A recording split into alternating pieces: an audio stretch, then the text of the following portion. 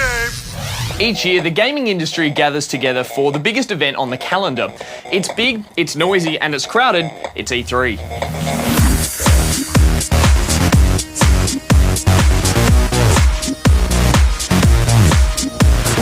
You know, the Electronic Entertainment Expo is huge. It's the industry's trade show. Now, there's some other shows that we have throughout the year, but this is the one where we all get together to talk about the state of the art, where we talk about what we're doing and we figure out how it's going to reach customers throughout the year. So it's a lot of fun because we're all there, but it also requires a lot of preparation. And it's this preparation time that many developers choose to approach very differently. I think that every producer and every publisher thinks about a trade show differently. What we do is not really about announce this thing at the trade show. Like if you're in a game, if you're working on a specific game, your job is to make that game amazing. And then when E3 is coming up, it's like, okay, so we'll show something off. What do we show off? What's a good thing to show off? We drive game first. And then trade shows, when they show up, if you decide to go, you just pick what you want to show off. Come and get it. I know it's actually really cool because you start working on something very specific because you want to show one thing, so it gets you to see what the game is going to be like at the end. So it's actually exciting to see, oh, this is actually our design and this is what the game is going to feel like. So it's definitely exciting, yeah. You know, as much as we try to plan for it, and we try to be very smart about how we work these things into our development schedule. All that planning aside, there's always that, you know, that little stretch of time, a month or 2 months before E3 when everyone's, you know, gotta get this done. So for us anyways, no matter how hard we try to plan for it, there's still always an element of chaos. Everyone has a very romanticized notion of what E3 is, and you know, from a production perspective, it actually becomes more of a hindrance.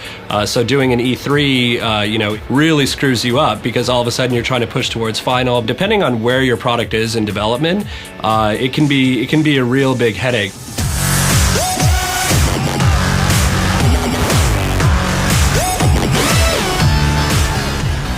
The best way for a developer to approach E3 is to really sit down and look at the game you've got and what you've got to talk about. And I think at times developers can be quite guarded, as publishers can be too, but find something interesting to say and make sure you're saying it to the right people. With over 45,000 industry peeps on the floor last year, it makes sense that some developers would use this as an opportunity to get feedback on their game and maybe check out some of the competition.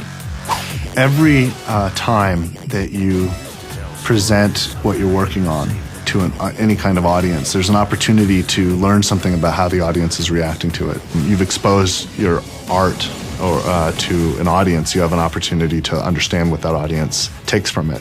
And if they're taking from it what you want them to, then you can feel really good. And if they're taking something different, you have to decide if that's valuable or not, if you feel good about what they're taking, or if you want to change some things.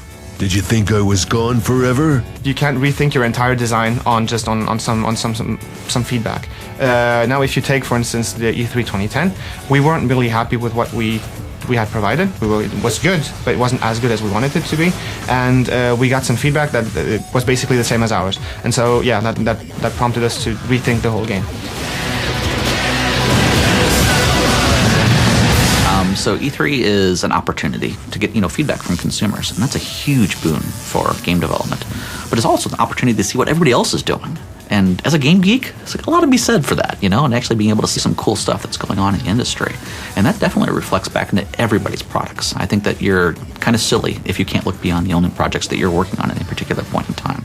So while we're all getting pumped for the new trailers and big announcements, let's face it, at the end of the day, E3 is all about generating hype and marketing products to us, the consumers.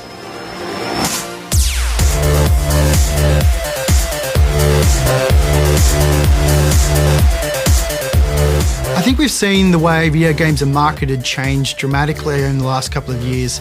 You're seeing shorter marketing campaigns for video games. That being said, E3 is important if it falls within a certain period in that development schedule and within that marketing campaign.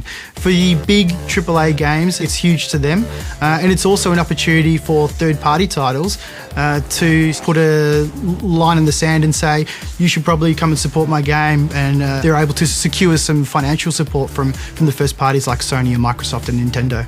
It also is a huge event, and it's the video game industry saying we're here. and Los Angeles becomes like all the hotels are full. There's tons of traffic. It's in the middle of downtown, and so I think on some level it works as an ambassadorship. And I think as that, for me, it's hugely successful.